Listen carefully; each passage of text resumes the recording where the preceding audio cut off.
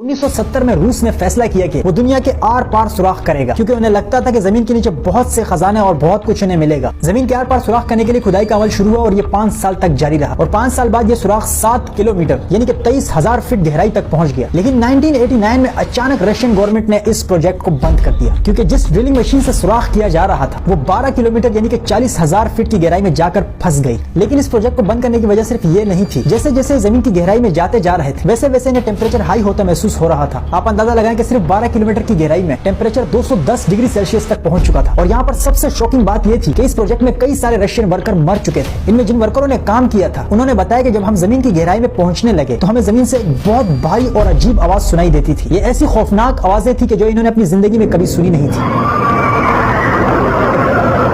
और इन आवाजों के अलावा जमीन के अंदर खामोशी कभी कभी बहुत ज्यादा फील होती थी, जिसकी वजह से इन्हें बहुत ज्यादा खौफ। 1970 में रूस ने फैसला किया कि वो दुनिया के आर पार सुराख करेगा, क्योंकि उन्हें लगता था कि जमीन के नीचे बहुत से खजाने और बहुत कुछ उन्हें मिलेगा। जमीन के आर पार सुराख करने के लिए खुदाई का अमल शुरू हुआ और ये 5 साल तक जारी रहा और 5 साल बाद ये सुराख 7 किलोमीटर यानी कि 23,000 फीट गहराई तक पहुंच गया। लेकिन 1989 में अचानक रशियन गवर्नमेंट ने इस प्रोजेक्ट को बंद कर दिया, क्योंकि जिस ड्रिलिंग मशीन से सुराख किया जा रहा था वो 12 किलोमीटर यानी कि 40,000 फीट की गहराई में जाकर फंस गई। लेकिन इस प्रोजेक्ट को बंद करने की वजह सिर्फ ये नहीं थी, जैसे जैसे जमीन की गहराई में जाते जा रहे थे वैसे वैसे इन्हें टेम्परेचर हाई होता महसूस हो रहा था। आप अंदाजा लगाएं कि सिर्फ 12 किलोमीटर की गहराई में टेम्परेचर 210 डिग्री सेल्सियस तक पहुंच चुका था। और यहाँ पर सबसे शॉकिंग बात यह थी कि इस प्रोजेक्ट में कई सारे रशियन वर्कर मर चुके थे। इनमें जिन वर्करों ने काम किया था उन्होंने बताया कि जब हम जमीन की गहराई में पहुंचने लगे तो हमें जमीन से एक बहुत भारी और अजीब आवाज सुनाई देती थी। ये ऐसी खौफनाक आवाजें थी कि जो इन्होंने अपनी जिंदगी में कभी सुनी नहीं थी।